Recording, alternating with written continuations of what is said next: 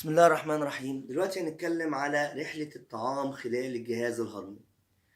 الجهاز الهضمي بيبدأ من الفم، وأول خط بيدوب الأكل أو بيبدأ يفتت الأكل هو السنان واللعاب.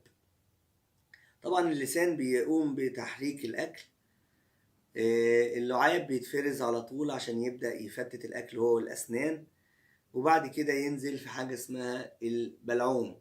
عن طريق البلعوم حاجة اسمها لسان المزمار، دي حاجة كده بتقفل الجهاز التنفسي بحيث ان ينزل الأكل عن طريق البلعوم للمريء. الواحد لما بيشرق بيبقى لسان المزمار ده فيه مشكلة، جزء حاجة بسيطة كده دخلت في الجهاز التنفسي فتبدأ تكح وتشرق جامد لغاية ما تطلعها. ودي حاجة رب سبحان الله طبيعية عند البني آدم، لأن دخلت في الجهاز التنفسي مشكلة كبيرة جدا.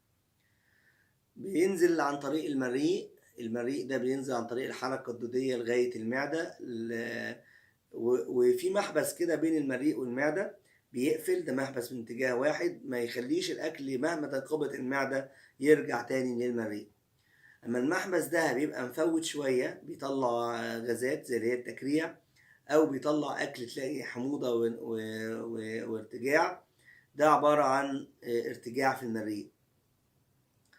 تيجي بعد كده بينزل المعدة، بينقبض المعدة، بتهضم، تنزل بعد كده عن طريق الإنزيمات الهضمة، في حاجات هضمة للبروتين وحاجات هضمة للدهون وحاجات هضمة للكربوهيدرات. تبدأ تنزل بعد كده الأمعاء الدقيقة، يبدأ الامتصاص بقى للحاجات المهضومة اتهضمت في المعدة دي، تبدأ يمتص الأكل عن طريق العناصر الغذائية المحتاجة الجسم عن طريق الدم اللي في الأمعاء الدقيقة، بيمتصوا عن طريق يدخل في الدم على طول، سكريات، بروتين، كلام من ده بيدخل على الدم على طول وبتوزعه لأجزاء الجسم المختلفة. الحاجات خلاص اللي مش محتاجها بقى الجسم مش بياخدها، وبتفضل ماشية في الأمعاء الدقيقة لغاية آخرها، لغاية ما توصل للأمعاء الغليظة اللي هي الحاجات الفضلات خلاص اللي احنا مش عاوزينها.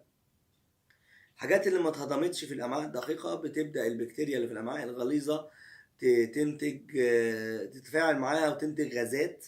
دي الغازات اللي انت بتتخلص منها هي والبراز، الريح والبراز، اللي هم مش عن طريق البكتيريا النافعة اللي في الأمعاء الغليظة اللي بتتفاعل مع الفضلات، وبينزل بقى عن طريق الأمعاء الغليظة للمستقيم للخارج عن طريق فتحة الشرج. دي رحلة الطعام باختصار الجهاز ده. طبعا من أهم الحاجات اللي بيفرزها الكبد العصارة الصفراوية اللي هي بتهضم معظم الدهون. دي رحلة الأكل من فوق لتحت والحاجات المؤثرة عليها. أتمنى للجميع صحة جيدة، والسلام عليكم ورحمة الله.